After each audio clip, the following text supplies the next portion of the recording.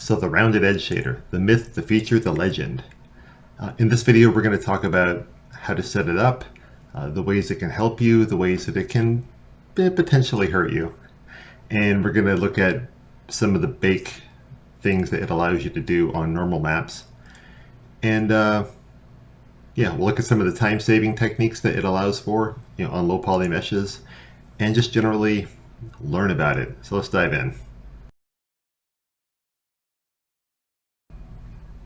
So for a high-level look at what the rounded edge shader does, we'll just take a cube and let's throw it into the preview render. So you can see that when I throw it into the preview render, all these edges and stuff are hard because they're hard on the mesh, and that's what you would expect to see. And if you were to bake out a normal map, that's what you would get on the normal map. So that's all according to plan. So I'm going to grab all these polygons, I should say, and let's make a new material called HP Rounded. Now, to enable the rounded edge shader in MODO is pretty simple. All you got to do is select your material and go into your material properties over here on the right side. And you can see down at the bottom of the property list you have a rounded edge width. So I'm going to set that to 1 centimeter.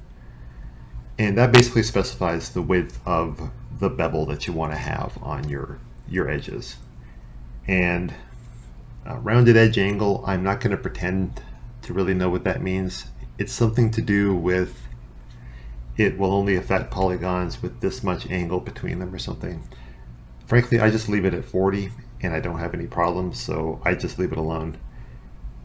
And the checkbox in the bottom here, round same surface only, we'll deal with that in a second. That's easier shown through example than blabbing about it. But now that I've created this material, assigned it, and I've set my edge width, I'll just render again. And you can see now that there's rounded edges that are showing up nicely, on the mesh, and they're not modeled in there. If I turn off the preview, we're back to flat shaded. If I go back into rendering, my nice edges are back. And obviously the huge advantage here is that you can work with a low poly mesh that has harsh edges, and then when it comes time to bake out the normal map, this material will put nice rounded bevels on the normal map, and we'll see that here in a few minutes, but that's the basics. So the round same surface only flag, I wanted to talk about that for a second just to demonstrate what that is. So well, this needs to be a separate mesh. There we go. So if I have these two meshes and they both have the rounded edge shader, and you can see that they're both, have nice round edges. Now, if I grab this and I pull it down so it intersects the cube and render out, you can see that not only do those meshes have rounded edges, but it's also rounded where they interconnect, right there. And that's where that flag comes in.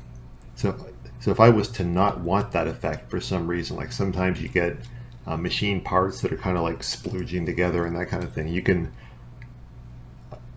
use multiple materials to control how things interact. So if I turn that on, that means you only do the rounded edges on the individual surfaces, and you don't care about where they connect with other meshes. You generally want that off because that connection is a big part of what you're doing here. And you can get some nice effects going if I splooge that into that, on that weird angle right across that harsh edge and render out again. You can see that I still have a nice connection going on that takes no modeling effort from me whatsoever. So yeah, that's what that flag does.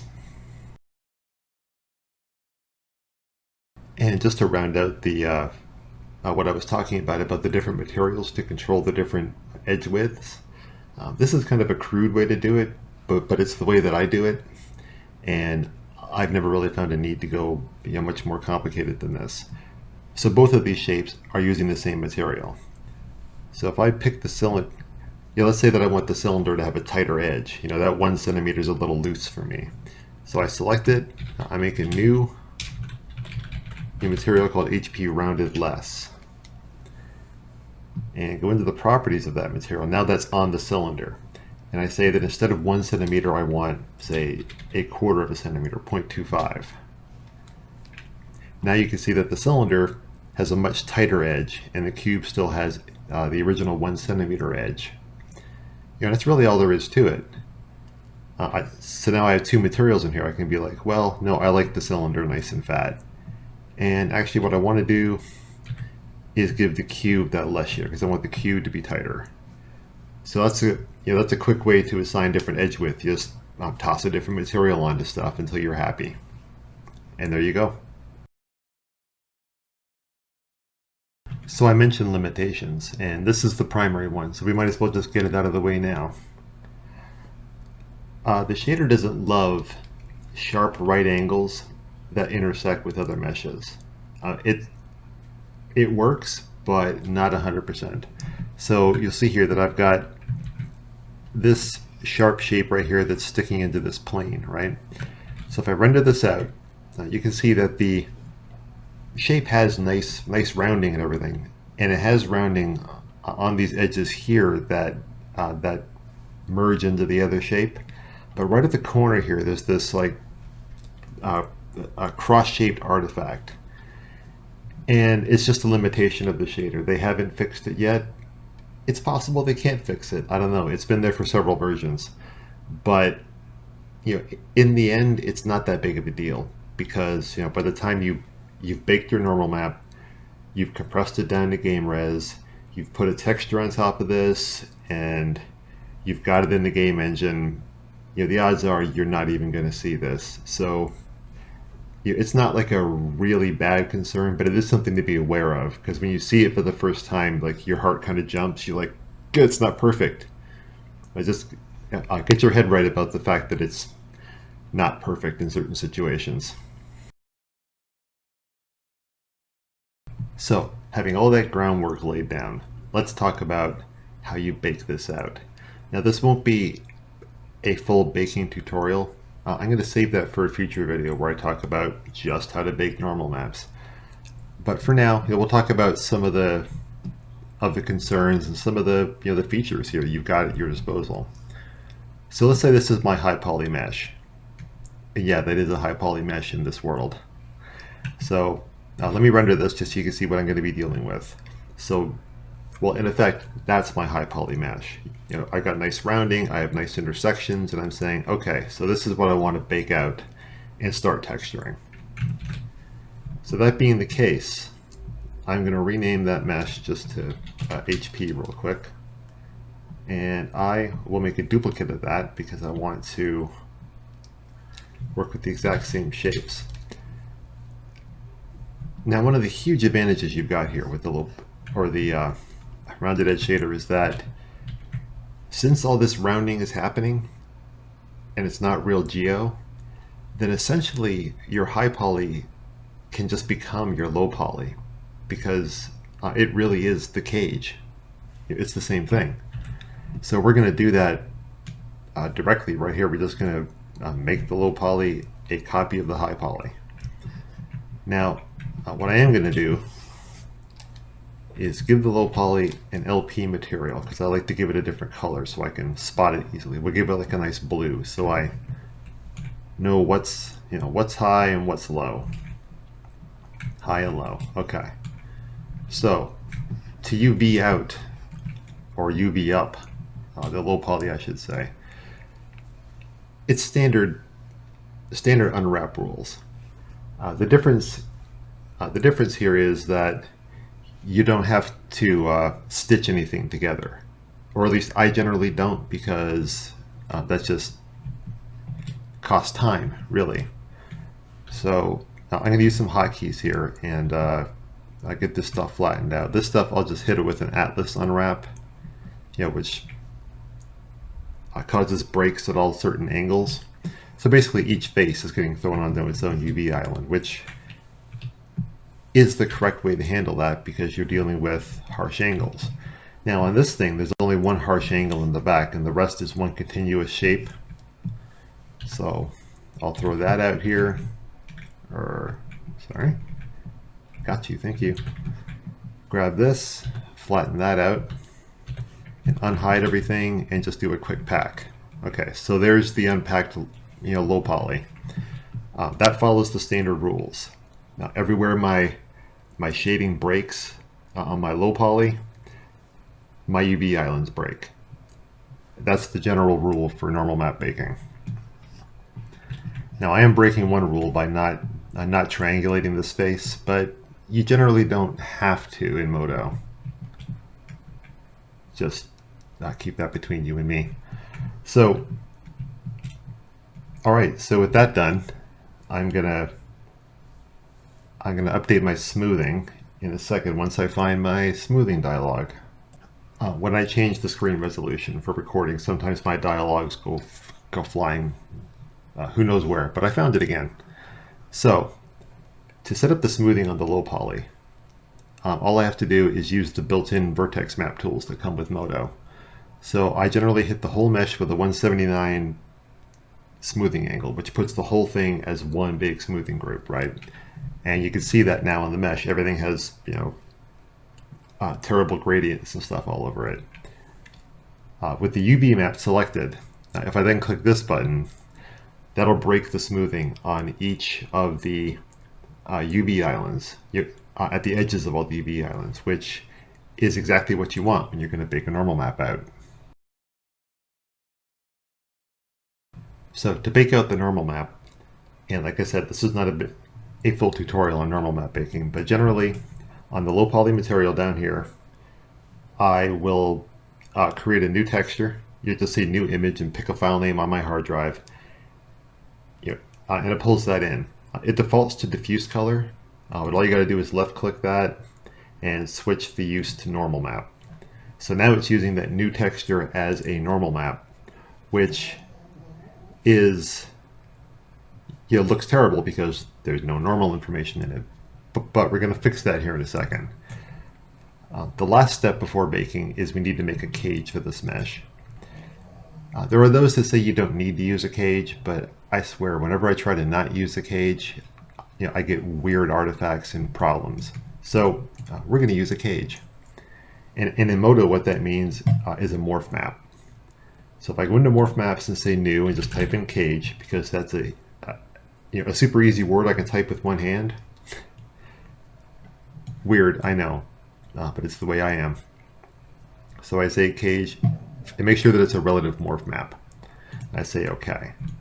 So with the high poly visible, I'll just turn on the push modifier and push out the low poly until it completely hides the high poly, which it does. Drop the tool, turn off the cage, and now we're ready to bake. So to bake, all I have to do is right click on that texture that I previously created, say I told to bake from object to texture, and when this dialog appears I tell it to use the cage, because it knows that I have my low poly mesh selected and the cage is on that mesh. So I say use the cage, and then this will bake out a normal map for me. And we're done. Okay. Now this looks like it's the wrong color, and that's because MODO likes to use the wrong color space for whatever reason on normal maps.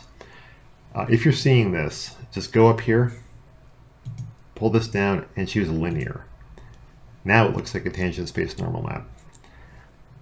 And I'm not sure where to set that up by default. There probably is a way, and I'm sure somebody will put it down in the comments if they're feeling generous. The other place you have to set that is over here, the output color space. If you don't set this to linear, when you save this to disk, it's going to save out that lighter colored version. If you set that to linear, you will get exactly what you see here on the screen, which is what you need for Substance Painter. So I'm going to save this out, and we'll continue on. So before we leave MODO, I wanted to talk about a couple more things here related to this shader. So just to get a look at what we've accomplished so far, let's turn off the high poly and turn off the wireframe. So now we're looking at our low poly mesh that has all those rounded edges nicely baked into it. And you can verify this by turning off the texture. So if I toggle off the texture in the shader tree, you can see we go back to a nice flat mesh like we had before. And turn the normal map back on, and now everything is beveled, everything looks stitched, and everything looks like you spent a lot of time that you didn't really spend. Now there's a few other things here to talk about. When you're laying out your low poly mesh, if you don't want to stitch the pieces together, you have to intersect them a little bit.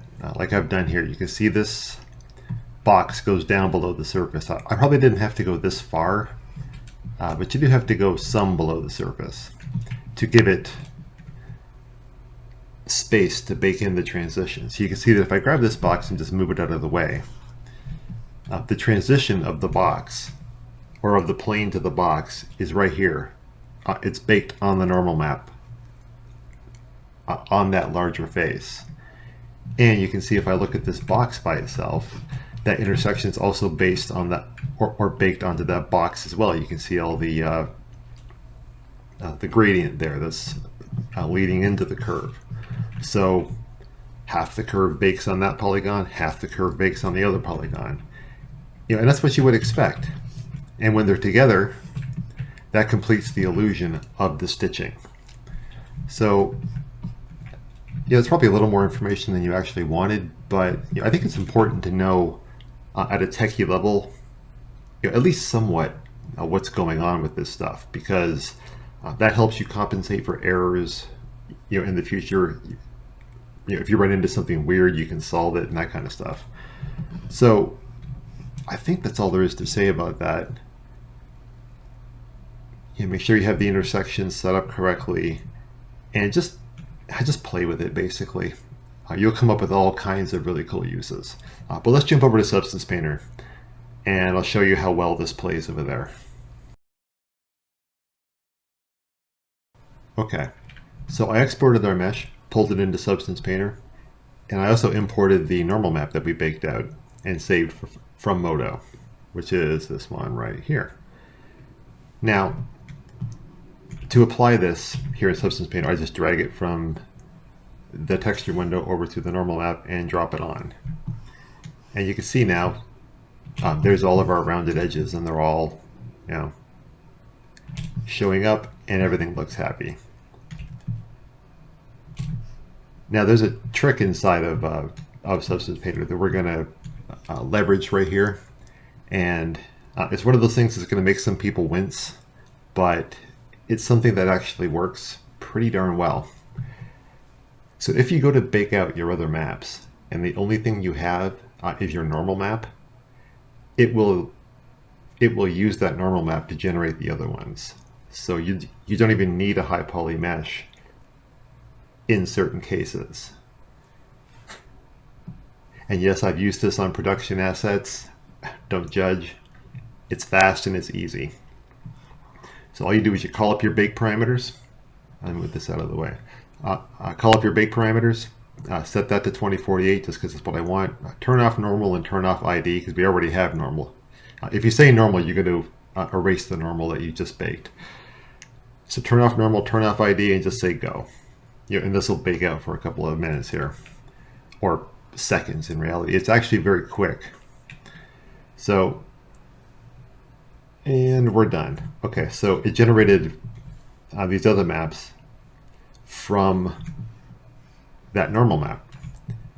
So you can see now we have some AO sitting in here, and stuff is looking pretty good. So I'm going to throw a smart material on here because now we have a curvature and everything. So let me go to smart materials. Let me look for one I really like, which is my red painted robot texture. I'll throw this on. And there you go. So as I move the light around, you can see how those edges are reacting to the light. They all look like you beveled them. They all look like you stitched them. Now, obviously, there's the right edge artifacts and stuff I talked about. But honestly, from the distances you'll be seeing this stuff inside of a game, you're probably not going to notice that. And on an obvious situation like this, you wouldn't make it so obvious to the player. You would give that edge, like you would realistically take that cube and probably bevel the edges a little bit just to offset that that weirdness. But on the whole, Yeah, it's a very nice looking effect that can really speed your asset production along. And I highly recommend looking into it as a MODO user. I think that's about it. This is, yeah,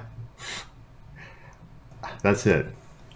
So that's the rounded edge shader. I'm sure you can see how that can really become, a staple in your toolbox that you'll use all the time. I know I do. It's not perfect for everything, obviously. There's little artifacts like we showed on the right angles and things like that, and it's obviously not 100% because it's a trick. There's no real geo there. It's just a rendering effect. So yeah, it's going to have limitations. The best way to get a handle on it is to play with it yourself. But I think when you do, you'll start to see how much time you can really save using this. Like, who has time to stitch meshes together and do all these messy edge loops and bevels and so on and so forth? It's just, you'll become a much faster artist once you embrace these sorts of tools. So have fun, good luck and play with it, and I'll see you next time.